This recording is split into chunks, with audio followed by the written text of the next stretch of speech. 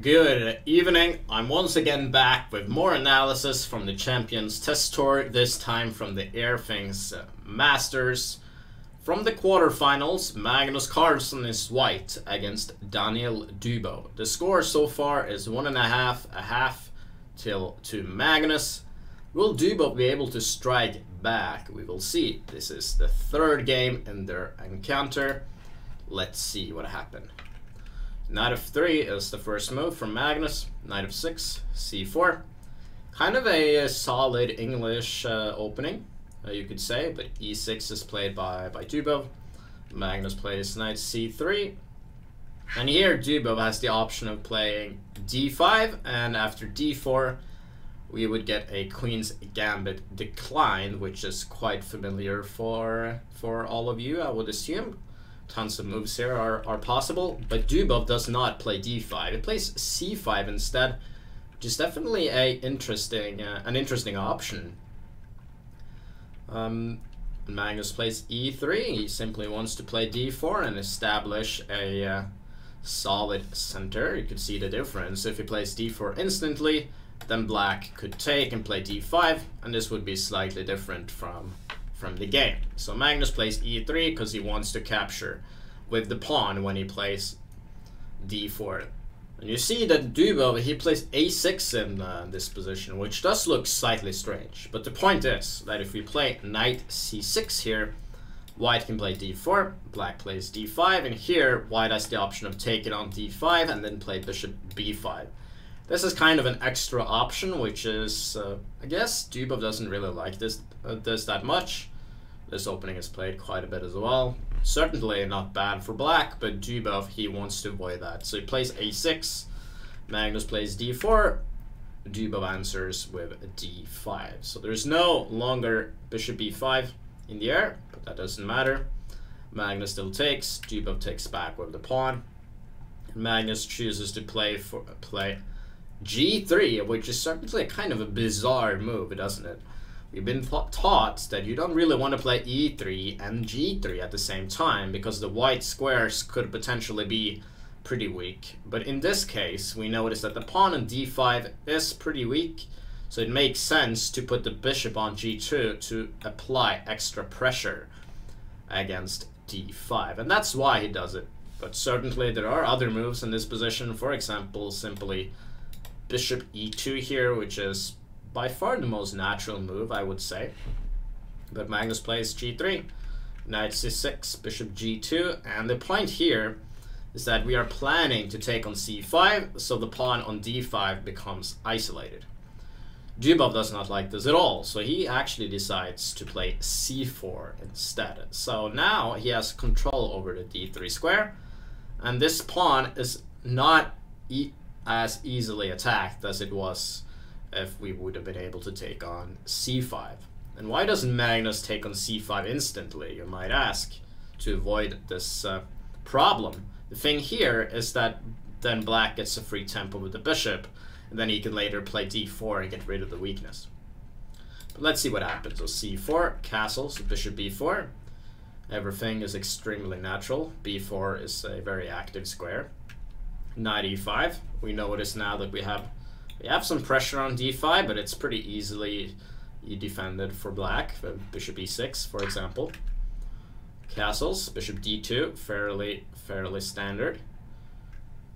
Rook e8, also logical, attacking e5. And here Magnus has a couple of options. I guess he could play f4, or he could take on c6. Magnus chooses to go for knight takes c6, b takes c6, and then he plays b3. Magnus actually found this pawn structure here to be quite annoying, and indeed it is, because bishop f5, bishop d3 could come very quickly, and that is very unpleasant, so you don't want to allow that. And black has excellent control over the e4 square as well, so it is a bit difficult for white to advance in the center. But here black decides to take on c3 and then play knight e4. He simply ignores the fact that the c4 pawn is under attack. He could have taken on b3 as well, but he goes for this instead. Rook c1. And here he plays the good move a5. And the point of this is that he simply wants to put his bishop on a6, then take back with the bishop, where he's going to have a very solid position. He does not want to take back with the pawn or take on b3 and then get a backward pawn on c6. B takes c4, bishop a6. And we notice that the pawn is under a pin, so it is not possible to move the pawn. So Magnus plays f3. He forces the exchanges, so knight takes c3, rook takes c3, and then bishop takes c4. I would say that black has a pretty good position here. He's at least not worse, considering that he has pressure against e3, and this bishop stops all the activity in the c file, but at the same time, white could potentially play e4 at some point and get a nice center. So here, black is also threatening to take on a2, so white should play rook f2, which he does. Queen g5, attacking e3 even more.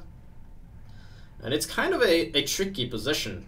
Magnus goes for queen c1, which is certainly not a bad move, but I think also e4 would have been possible as well, with the idea of e5 and f4 coming, with just a complicated position, because black is going to play rook b8 and he's going to have quite a bit of control in the b file, but I would say it is a double-edged where everything can happen. Magnus goes for queen c1 though, which is again a pretty decent move.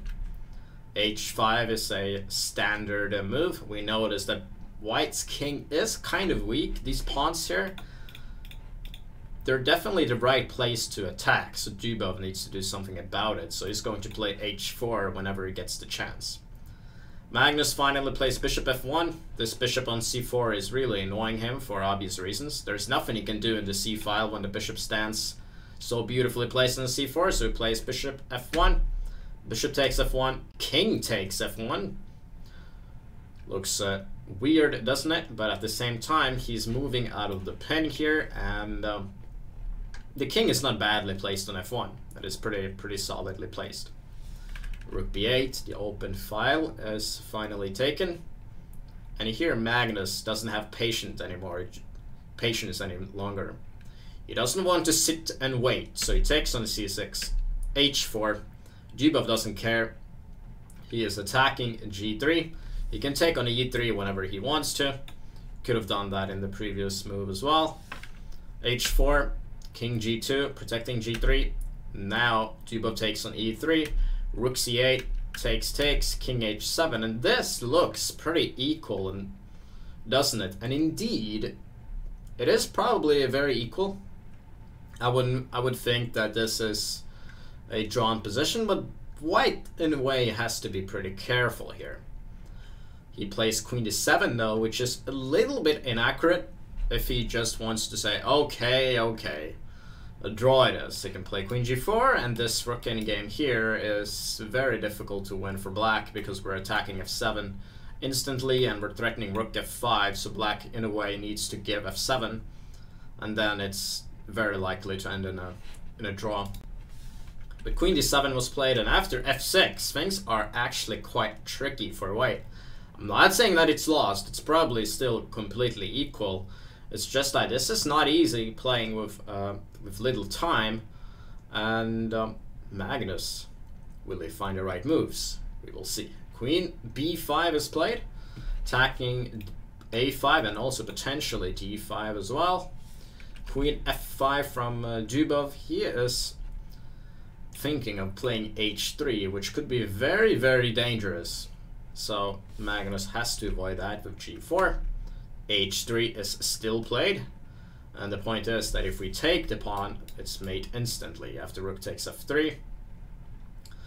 So that is not possible. So Magnus is forced to play king g3.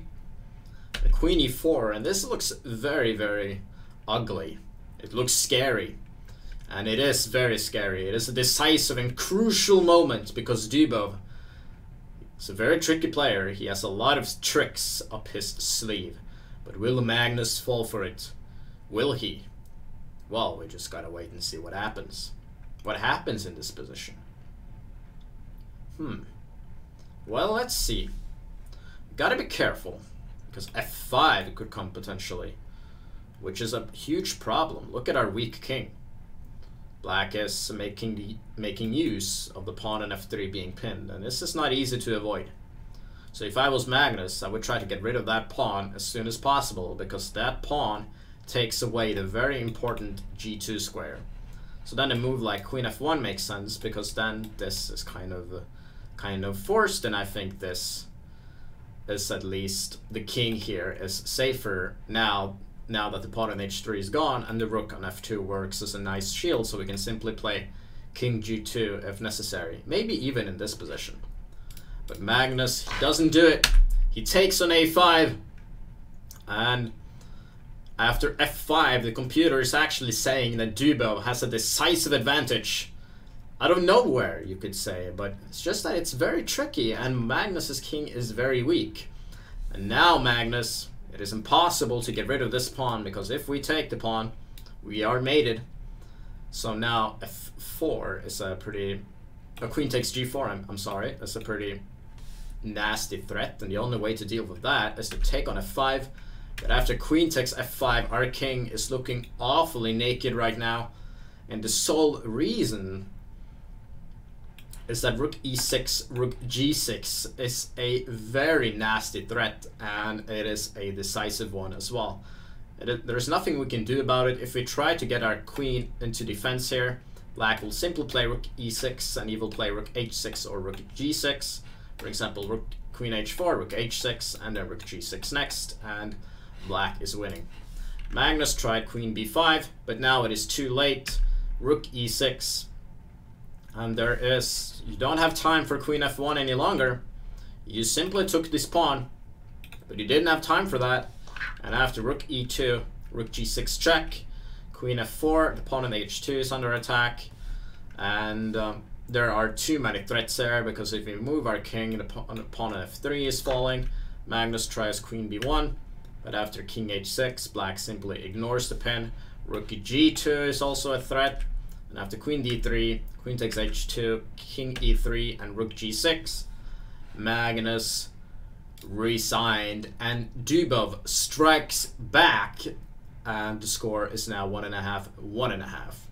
I can spoil that they did draw in their last game, so it does stand 2-2 in this very exciting match, which will be decided tomorrow. Stay tuned for more, and definitely stay tuned for an incredible end to this exciting match tomorrow here on Chess24.